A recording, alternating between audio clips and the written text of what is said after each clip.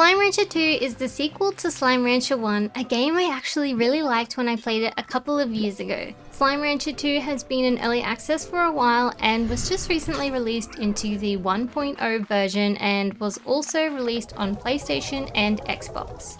No Nintendo Switch, unfortunately, at least not yet. In Slime Rancher 2, you'll continue to play as Beatrix LeBeau as you did in the first one, and this one starts off where the first game left, after you've set up your slime ranch at the far range.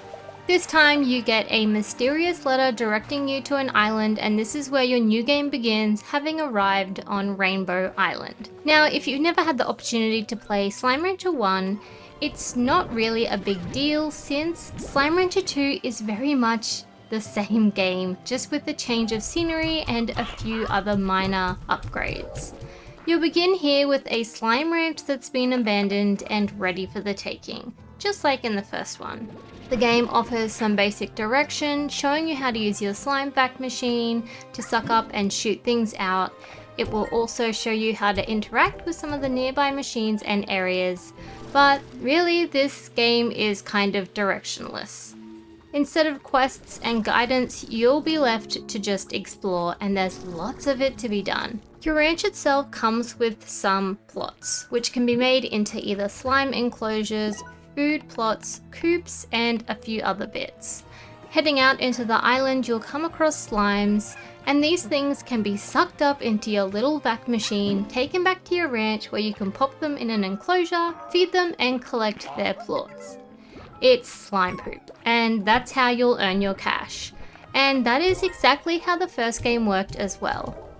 There's quite the variety of slimes you'll come across, some like the open air, some you'll find in caves, others in water, some lava, and some of them only at night.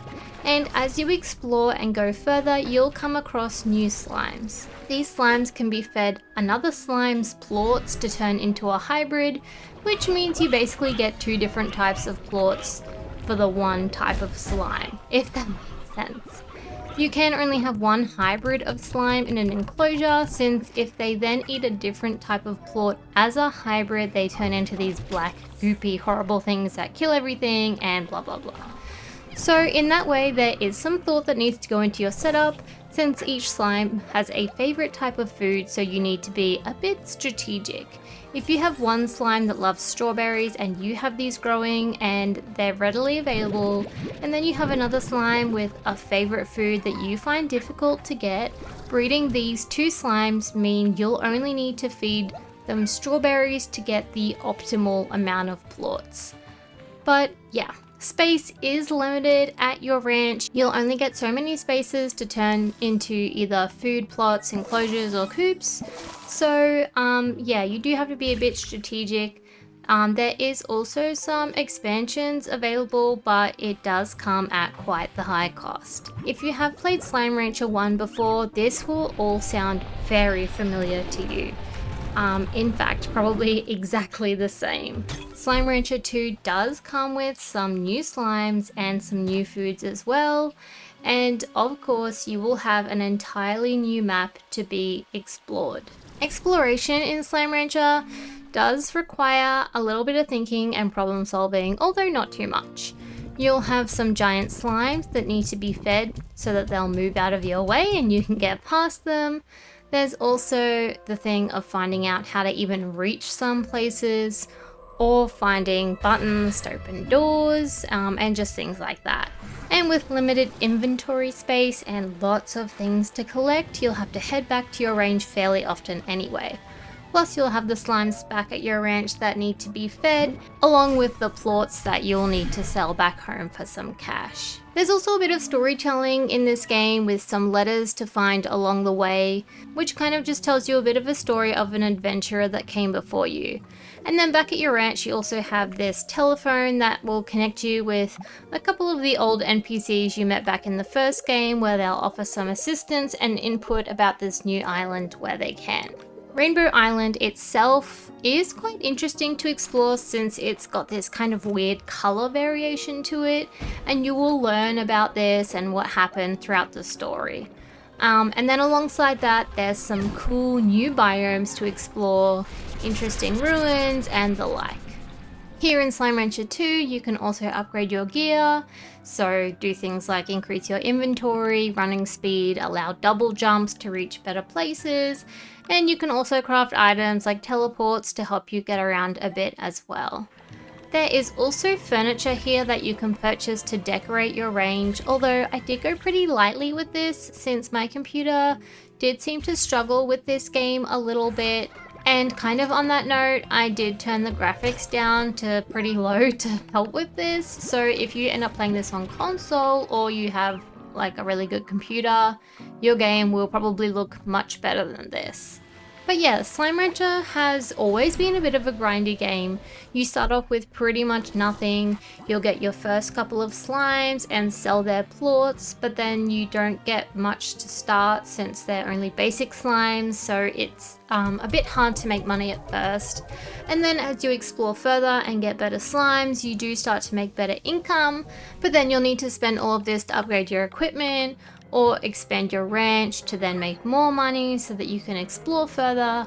And I think I found here that since I went through all of that effort in the first game, and since Slime Rancher 2 is pretty gosh darn similar, it almost feels like the same game.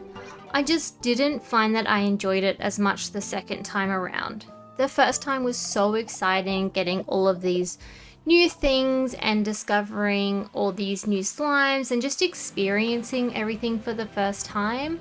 But in Slime Rancher 2, I had already experienced these things. I'd already gotten all of those upgrades and gotten most of the slimes that I saw in this game. So I think, in my opinion, Slime Rancher 2 is just too similar to Slime Rancher 1. And Slime Rancher 1 was a game I thoroughly enjoyed. I really did.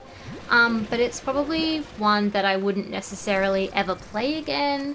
But if I did, it would probably be like a decade in the future, you know, when I'd long forgotten anything about the game and I kind of had a fresh mind.